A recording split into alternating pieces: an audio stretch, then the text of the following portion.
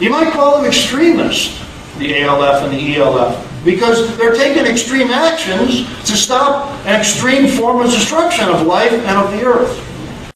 Now, if you have a problem with property destruction, folks, you have a problem with the U.S. Revolution. You have a problem with the best democratic system that modern industrial democracies have created. If you have a problem with property destruction, you have a problem with the Boston Tea Party. Because this system was founded upon property destruction. So there is arguably an ethical purpose or defense to be given for these kinds of tactics. It's not a secret how I feel about violence. You can go to my website, click on animal rights, and read an essay that I wrote called What's Wrong with Violence. And let me explain something about violence. There are cases when it is justified. I have never once met any human being or read about any human being, including Gandhi and Dr. King, who were anti-violent completely. It doesn't exist. It's naive. And I'll prove it to you right now. Raise your hand right now if you're opposed to the Allied forces going into Nazi Germany and killing Nazis to save Jews. So there's an exception there. How about the North killing the Southern racist slaves in the Civil War? And that's okay too. See, it boils down to this. Nobody disagrees, and by the way, if you eat meat, you also support violence as well. Now, it boils down to this. Nobody disagrees with my position on violence, killing the direct abusers of animals. Direct abuse, I'm clear about that, not indirect. I speak to indirect abusers of trauma around the country. That's why I do what I do. I think direct abusers, there is a justification to kill any direct abuser. Nobody agrees, though, that we should be killing for chickens. That's what it comes down to. It's not a disagreement about violence, it's who I propose to be violent for. Cows and pigs and chickens and mice and monkeys. So that's what it comes down to.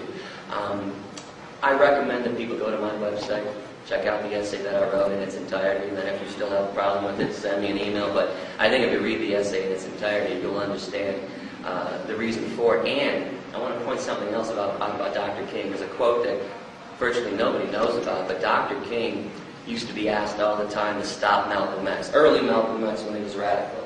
Dr. King made two statements, and also about the Black Panthers later on. First about Malcolm X, early Malcolm X, by any means necessary, he said, don't ask me to stop Malcolm X.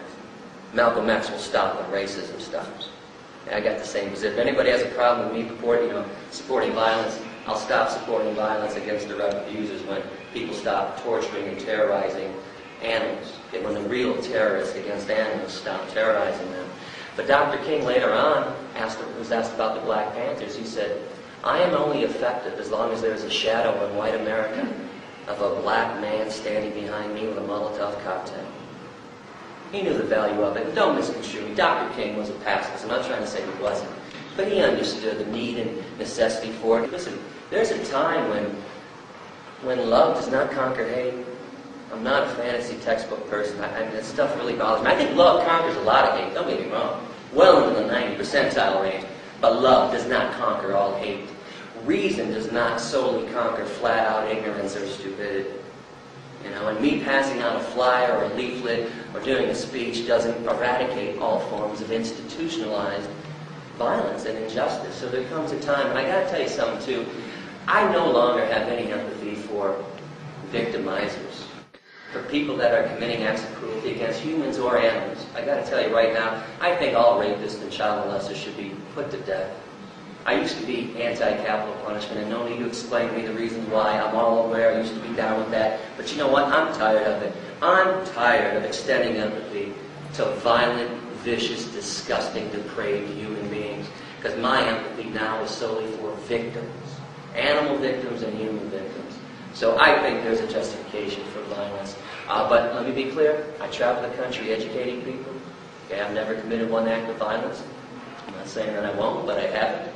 I will support it if it ever happens. And he brought up arson too. Listen, arson is a non-violent crime. Even Dr. King explained that burning a building, an insentient object made of wood, brick, steel, you can't cause violence to insentient beings. And unless somebody dies in the fire, it's a non-violent act. And let me be clear about this.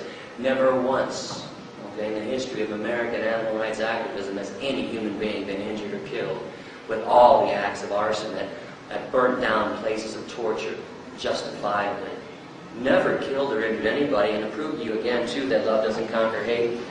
Back to Pythagoras. We go from Pythagoras to Plato and Socrates, Albert Einstein, Albert Schweitzer, George Bernard Shaw, Harry Beecher Stowe, Susan B. Anthony, Tolstoy, Da Vinci, Cesar Chavez was vegan, Dolores Huerta, his right-hand woman who's still alive, is a vegetarian, Dick Gregory, a civil rights activist, Dexter Scott King, Martin Luther King Jr. III, Rosa Parks was a vegetarian the last 15, 20 years of her life, Coretta Scott King was a vegan near the end of her life as well, Louis Farrakhan is a vegan. All these people have been vegetarians and vegans, all of these people trying to bring peace to the world. Where is it? 2,600 years ago, Pythagoras was writing essays about everything I talked about tonight. How come it hasn't changed? Because love does not conquer hate. The wheels of activism need to use every spoke, and that doesn't include a small segment of violence. You know, is anybody going to say that the Black Panthers weren't as integral to the civil rights movement as Dr. King or Rosa Parks or Malcolm X? And by the way, let me read something else about somebody that people absolutely worship, Nelson Mandela, and rightfully so. You know, Nelson Mandela used to train in terrorist camps in Algeria, and that's why he was arrested and in prison for 27 years. It wasn't just his opposition to apartheid. When he was released, on February 11, 1990, this is after he was released, 27 years, Mandela made a speech to the nation. While declaring his commitment to peace and reconciliation with the country's white minority, he made it clear that the ANC's armed struggle was not yet over. Our resort to the armed struggle in 1960, with the formation of the military wing of the ANC, was a purely defensive action against the violence of apartheid.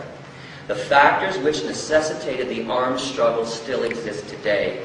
We have no option but to continue. We expressed the hope that a climate conducive to a negotiated settlement would be created soon, so that there may no longer be the need for the armed struggle.